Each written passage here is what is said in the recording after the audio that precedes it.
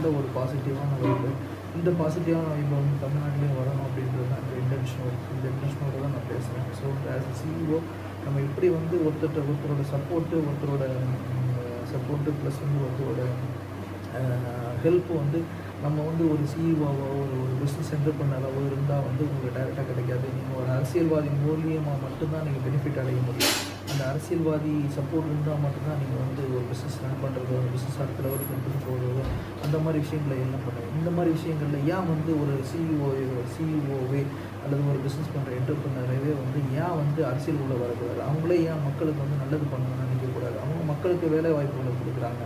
அதே இன்டென்ஷனோடு பல மக்களுக்கு வேலை வாய்ப்பு கொடுத்து அவங்க வந்து அரசியல்லையே அமளிரக்கூடாது அப்படிங்கிற விஷயங்களை நம்ம வந்து சேனலில் பேசணும் அப்படின்றது மெயின் இன்டென்ஷன். ஸோ அந்த இன்டென்ஷனோடு தான் பேசுகிறேன். இந்த டாபிக் வந்து ஒரு 10 நாளைக்கு முன்னாடி பார்த்திங்கன்னா ஒரு மினிஸ்டரோட கடை ஓப்பனிங் இது வந்து போய் மினிஸ்டர் மீட் பண்ணணும். ஸோ மினிஸ்டர் மீட் பண்ணும்போது மினிஸ்டர் சார்பாக பேசுகிறதா அல்லது கடை ப்ரொப்ரேட்டர் சார்பாக பேசுகிறதா, என்ன மாதிரி பேசலாம் அப்படின்ற ஒரு சிந்தனையோடு நம்ம வந்து ட்ராவல் பண்ணிட்டு இருக்கும்போது மனசில் வச்ச விஷயம் தான் இது. ஸோ அரசியல் வேறு, அரசியல்வாதி வேறு, இது எல்லாமே வேறு கிடையாது. 4 பேருக்கு நல்லது பண்ணணும்னு ஒரு இன்டென்ஷன் வந்துச்சுனாலே நீங்களும் அரசியல்வாதி தான்.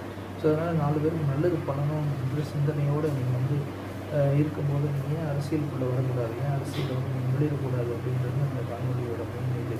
அதே மாதிரி பார்த்திங்க அப்படின்னா நீங்கள் வந்து அரசியல் வந்து தூரமாக தள்ளி வச்சு பார்க்க வேண்டிய அவசியம் கிடையாது. அது வந்து பார்த்திங்கன்னா கேரளா போன்ற மாநிலங்களில் வந்து அரசியலை வந்து ஒரு அன்றாட வாழ்வியலாக எப்படி எடுத்துகிட்டு போகிறாங்க, அதே மாதிரி நம்ம தமிழ்நாட்டிலையும் வந்து அன்றாட வாழ்வியலாக நீங்கள் அரசியல் எடுத்துகிட்டு போகும்போது மட்டும்தான் நல்ல பாசிட்டிவான ஒரு நல்ல சமுதாயம் வந்து மலரும் அப்படின்றதுல வந்து எந்த விதமான மாற்று கருத்து கிடையாது. ஸோ அதனால் வந்து பார்த்திங்கன்னா அரசியலை தள்ளி வச்சு பார்க்குறாங்க, அரசியலை பக்கத்தில் வச்சு பாருங்க. 4 பேருக்கு நல்லது பண்ணணும்னு நீங்கள் 4 பேருக்கு நல்லது பண்ணணும்னு இன்டென்ஷனோடு உள்ள மக்கள் வந்து அரசியலுக்குள்ளே வரும்போது அது வந்து ஒரு 40 பேருக்கு நல்லது பண்ணுற விஷயம் ஆகலாம். ஸோ அதனால் வந்து பார்த்திங்கன்னா அரசியலை பற்றி நீங்கள் பேசுகிறது வந்து நிறைய பேர் பேசுகிறது யங் ஜென்ரேஷன் வந்து நிறைய பேர் கேளுங்க. அரசியல்னா என்னன்னு தெரிஞ்சுக்கோங்க. என்னென்ன விஷயங்களில் எப்படிலாம் எங்கெங்கெல்லாம் வந்து ஒரு பவர் கிடைக்குது அப்படின்றது வந்து நீங்கள் வந்து படிங்க, தெரிஞ்சுக்கோங்க.